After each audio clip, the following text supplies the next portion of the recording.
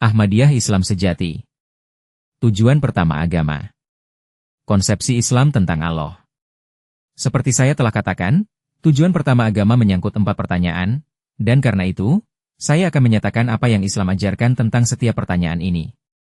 Pertanyaan pertama adalah, apa yang Islam ajarkan tentang wujud dan sifat-sifat Allah?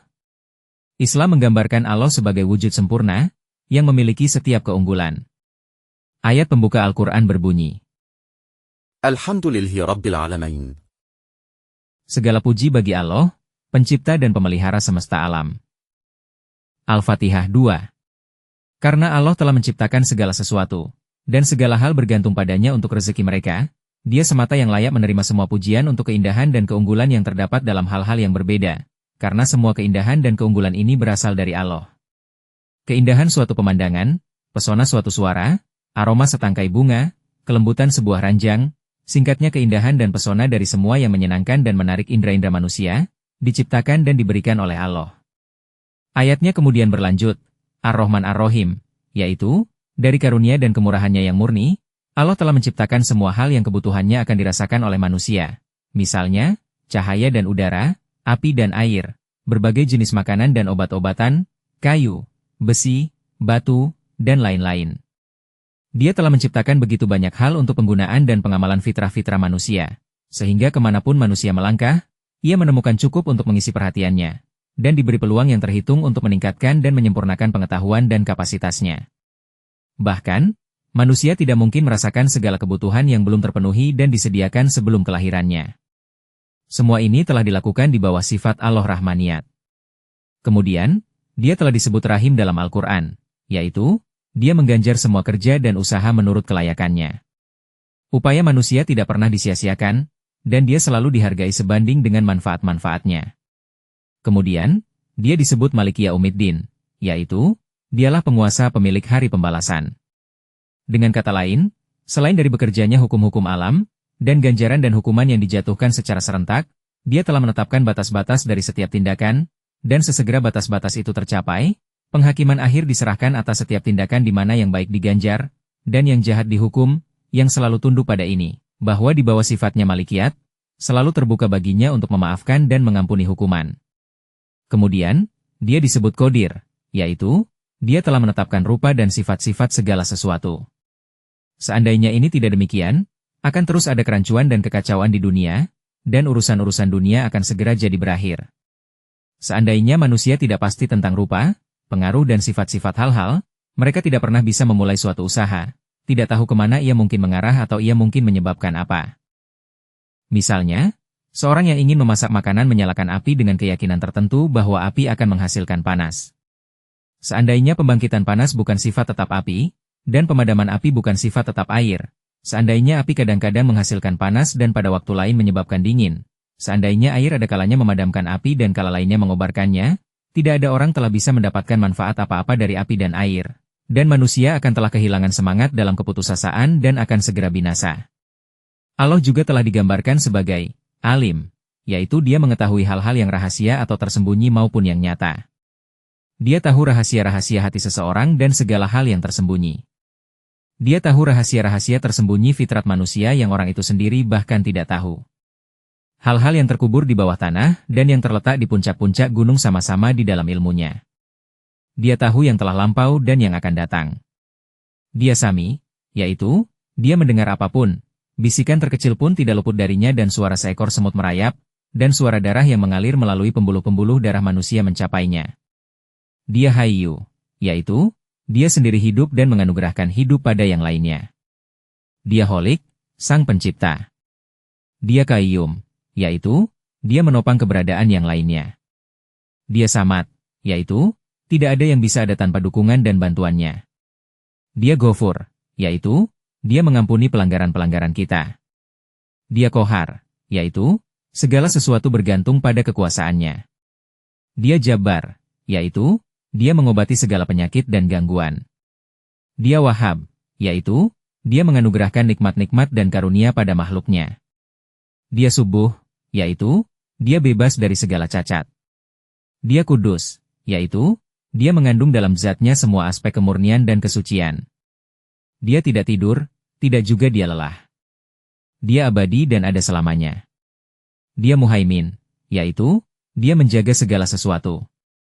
Di bawah kerja sifat ilahi inilah manusia dijaga dari kejahatan dan penderitaan, yang mendekatnya bahkan mungkin tidak ia sadari. Dia sangat sering selamat dari suatu penyakit atau bencana oleh pengaruh-pengaruh rahasia yang telah bekerja membantunya. Begitu suatu penyakit menyerang sistem manusia, pengaruh-pengaruh kontra mulai menghancurkan kuman-kuman penyakit itu. Selama manusia tidak bertahan dalam bertindak gegabah dan melanggar hukum-hukum alam, ia selamat dari banyak akibat-akibat buruk amalnya. Allah berfirman dalam Al-Quran, ولو يؤاخذ الله الناس بظلمهم ما ترك عليها من دبة. Jika sekiranya Allah mulai menghukum manusia karena semua keaniayaan mereka, niscaya tidak ada seorang pun dari mereka akan tersisa. Al-Nahl 62. Singkatnya, dia memiliki semua sifat yang sempurna dan rahmatnya meliputi segala sesuatu, sebagaimana dia berfirman, رحمتي وسعت كل شيء. Rahmatku meliputi segala sesuatu. Al-A'raf 157. Dengan kata lain, sifat kemarahan dan hukumannya diatasi oleh sifat rahmatnya. Dia Ahad, yaitu, tidak ada yang sebanding dengannya. Dia Wahid, yaitu, segala sesuatu berasal dalam kuasanya dan dia penyebab pertama dari semua ciptaan. Banyak sifat lainnya disebutkan dalam Al-Quran, yang menunjukkan bahwa Islam mengajarkan konsepsi sempurna Allah sebagai memiliki sifat-sifat yang menciptakan rasa cinta di satu sisi, dan rasa takut di sisi lain, yang keduanya sangat diperlukan bagi hubungan yang sempurna antara manusia dan Allah. Renungan sesaat akan menunjukkan bahwa persatuan dan ketaatan sempurna dapat dihasilkan hanya oleh cinta atau takut. Tidak diragukan, cinta adalah hubungan yang lebih tinggi dan lebih sempurna, tapi sama tidak diragukan bahwa sebagian fitrat dipengaruhi tidak lain kecuali oleh rasa takut. Oleh karena itu, suatu agama yang tidak menekankan sifat-sifat ilahi pengasih maupun hukuman tidak pernah mungkin secara universal menguntungkan. Dalam mempertimbangkan sumber-sumber dan penyebab-penyebab perilaku manusia, suatu agama harus memperhatikan tidak hanya motif-motif yang memengaruhi bagian-bagian masyarakat yang lebih maju, tetapi juga motif-motif yang mengatur tindakan-tindakan semua golongan dan kondisi manusia. Bahkan, bagian-bagian lebih tinggi umat manusia umumnya secara alami cenderung ke arah kebaikan. Karena itu, bagian lebih besar dari perhatian kita harus dicurahkan kepada orang-orang yang telah jatuh rendah dan telah sepenuhnya melupakan tugas-tugas mereka sebagai manusia. Golongan orang ini, dengan pengecualian yang langka, patuh hanya pada rasa takut, dan tidak ada reformasi rohani atau akhlak dapat diadakan dalam golongan ini kecuali ia dihadapkan dengan kemungkinan kerugian atau rasa sakit. Karena itu, sebuah agama yang mengaku membawa semua manusia dalam hubungan langsung dengan Allah harus memerhatikan karakteristik fitrat manusia ini. Dalam menggambarkan sifat-sifat Allah, Islam telah demikian menyeimbangkan sifat-sifat berbeda itu sehingga tidak ada gabungan yang lebih sempurna bisa dibayangkan, yang bisa menarik dan mengendalikan orang-orang dengan fitrat-fitrat yang sangat berbeda. Sifat cinta dan kemarahan telah ditekankan, yang tunduk pada ketentuan, rahmatku meliputi segala sesuatu, yaitu, rahmat itu mengatasi kemarahan, karena tujuan kemarahan itu untuk mereformasi dan bukan untuk menyakiti. Inilah konsepsi tertinggi dan sempurna tentang Allah, dan tuntas menjawab tujuan sebenarnya agama. Namun ini tidak khas Islam. Kebanyakan agama menisbahkan sifat-sifat serupa kepada Allah, dengan sedikit perbedaan. Ini menyebabkan pengamat yang dangkal bertanya-tanya mengapa agama-agama berbeda akan bertentangan dengan satu sama lain. Namun, kekeliruan bahwa semua agama menyajikan konsepsi serupa tentang Allah, muncul dari kenyataan bahwa kebanyakan orang, ketika memandang pertanyaan ini, melupakan cara kerja fitrat manusia. Adalah karakteristik fitrat manusia bahwa ia menerima atau menolak hal-hal tertentu sebagai hal yang sewajarnya, tanpa bantuan atau campur tangan luar. Hal-hal ini dikatakan sebagai sudah jelas, dan meskipun beberapa pemikir mungkin tidak menerimanya demikian, kebanyakan orang menerimanya tanpa pertanyaan, karena hal-hal itu menjadi bagian dari diri mereka, dan tak seorang pun bisa berharap memperoleh dukungan untuk pernyataan yang bertentangan. Salah satu hal yang hampir bulat diterima oleh umat manusia adalah bahwa Allah itu zat sempurna yang bebas dari segala cacat, dan tidak ada agama yang menyatakan bahwa Allah kurang sempurna atau bisa memiliki kekurangan, pernah bisa berharap untuk diterima. Oleh karena itu, tidak mungkin ada banyak perbedaan antara nama-nama atau sifat-sifat yang beragam agama nisbahkan kepada Allah. Namun, perbedaan-perbedaan muncul dalam cara para pengikut agama-agama berbeda menjelaskan nama-nama dan sifat-sifat ini. Kesamaan yang tampak tentang nama-nama ini bukanlah karena fakta bahwa semua agama sepakat tentang sifat-sifat Allah, tapi karena keengganan kebanyakan orang untuk menerima nama-nama lain sebagai gantinya. Oleh karena itu, dalam membandingkan manfaat-manfaat dari agama-agama berbeda, kita harus memandang penjelasan-penjelasan yang dikemukakan tiap agama dalam menafsirkan nama-nama atau sifat-sifat ini. Misalnya, semua agama sepakat bahwa Allah itu pencipta alam semesta, dan bahwa Dia memungkinkan setiap makhluk untuk maju dalam lingkarannya sendiri. Tapi perbedaan-perbedaan besar terungkap antara ajaran-ajaran agama-agama berbeda sehubungan dengan sifat Allah ini. Karena saya sedang menjelaskan ajaran-ajaran Ahmadiyah, saya selanjutnya menyatakan apa yang Islam ajarkan tentang sifat ini. Jelas bahwa sifat ini berarti bahwa Allah bukanlah pencipta dan pemelihara suatu golongan atau bangsa tertentu, tetapi bahwa Dia pencipta dan pemelihara seluruh alam, dan bahwa, sejauh menyangkut sifat penciptaan, semua manusia adalah sama dan tidak boleh ada bangsa yang mengakui suatu hubungan khusus dengan Allah.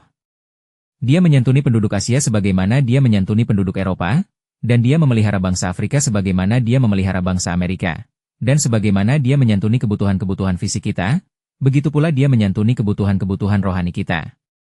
Atas dasar prinsip ini, Al-Quran, pada masa ketika semangat eksklusivitas bangsa sedang marak, dan prasangka-prasangka politik memuncak dan penduduk satu negara bahkan tidak tahu apakah penduduk negara-negara lain memiliki konsepsi kenabian, menyatakan, "Wa in min ummatin illa khala fiha nadhir." Tidak ada satupun kaum di dunia melainkan Allah telah membangkitkan di antara mereka seorang nabi untuk membimbing mereka. Al-Fathir, 25. Di tempat lain, ia mengatakan, وَلَقَدْ بَعَثْنَا فِي كُلِّ أُمَّةٍ رَسُولًا أَنِ اعْبُدُوا اللَّهَ وَاجْتَنِبُوا الطَّاغُوتَ فَمِنْهُمْ مَنْ هَدَى اللَّهُ وَمِنْهُمْ مَنْ حَقَّتْ عَلَيْهِ الضَّلَالَةُ فَسِيرُوا فِي الْأَرْضِ فَانظُرُوا كَيْفَ كَانَ عَاقِبَةُ الْمُكَذِّبِينَ. Sesungguhnya kami telah mengutus nabi-nabi kepada setiap bangsa dengan pesan, sembahlah Allah dan jangan dengarkan orang fasik dan pemberontak, dan sebagian dari mereka mendapat petunjuk Allah, dan sebagian lain tetap dalam kesalahan mereka.